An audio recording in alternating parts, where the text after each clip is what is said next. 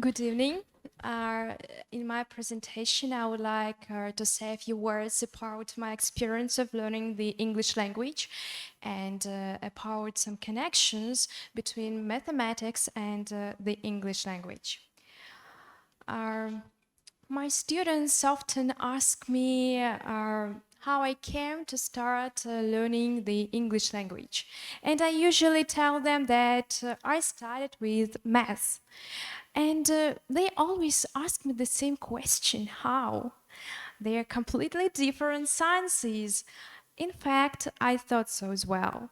I've always loved mathematics and wanted to connect my life with this very science. And I've always taken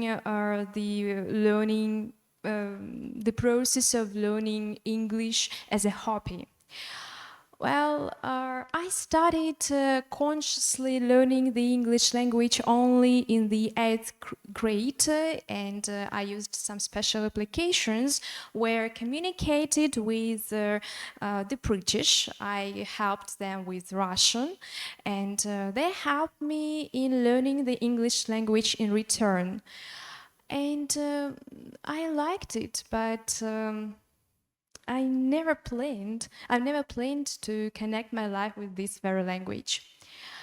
Um, Unfortunately, the state exam is a lottery.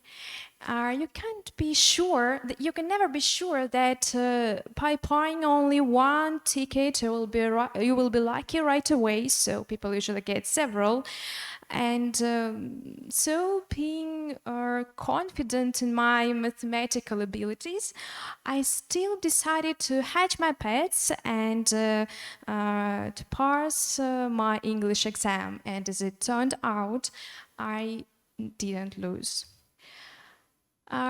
I can tell you for sure that one minus in mathematics can ruin everything. So I didn't get a high score on my math exam, but I sailed through my English exam, and of course I was shocked. I was even disappointed, but I managed to find the alternative in the form of foreign languages faculty. So, um,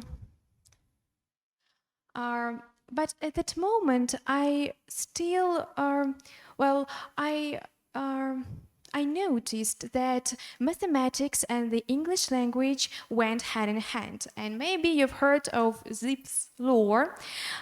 This American, George Zipfer is an American scientist, and he is famous for being the first to apply statistical methods in linguistics. So he married philology with mathematics. And mathematics is concentrated logic, and every science claims to be logical, accurate, and unambiguous in its statements. And the first thing that I noticed was that language is a structure. So here you can see four main levels over the English language: phonological, morphological, syntactical, and suprasyntactical, which are represented by their own level units. Um, the first, well, in English, as in mathematics, there is a clear system. In English, sentence is pure logic, and for example, it has a stable word order that can be changed just by simply rearranging words and places, like in mathematical formulas. And English as mathematics has its own patterns. There's the structure of any tense has its own template, and the repeating over English. Just a second. The repeating over the sentence structure in the question and in the sentence is very familiar to solving mathematical problems where the condition already contains a hint of what will become the answer. Thus, the following conclusions can be drawn from my speech. Don't be afraid to change your life. Of course, not everything always goes according to plan, so you should be ready to find some alternatives. The knowledge you have acquired in the past can play a key role in learning something new in the present. And while learning English, you should always keep in mind the structure, the sequence.